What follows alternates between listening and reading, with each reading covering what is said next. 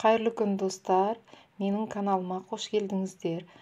Бүгін біз сіздермен картошка қосылған пирожки жасайтын боламыз. Осындай өте дәмді пирожки жасаймыз. Ең алдымен картошкамызды ашып, тазалап, суымызға салып, қайнатамыз.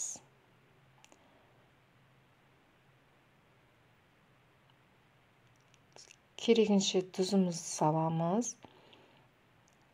Баяу отта қайнатамыз. Енді қамырын дайындаймыз. Ол үшін ұнымызды ыдысымызға салып, кішкене сұйық майымызды, тұзымызды қосып, орташа қамыр илейміз. Қамырымыз демін алғанша жуамызды майдалап турап, қызып тұрған майымызға қуырамыз.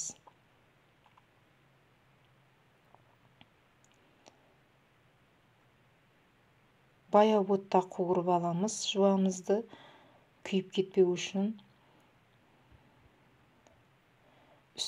Енді дайын болған картошкамызды езіп, үстіне қуырылған жуамызды және де бір шымшым қара бұршымызды салып, жақсылап араластырамыз. Дайын болған қамырымызды бөлшектерге бөліп,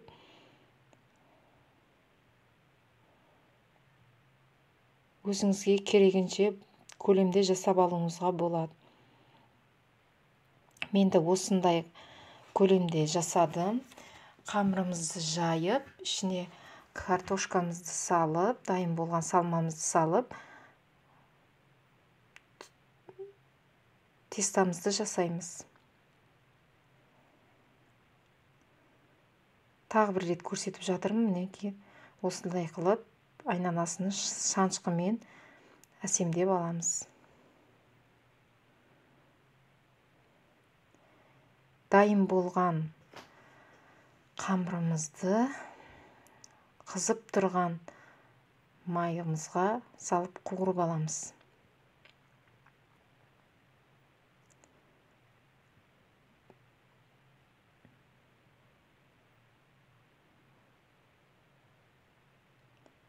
Екі жағын аударып, осылай жақсылап қызарғанша қуырып аламыз.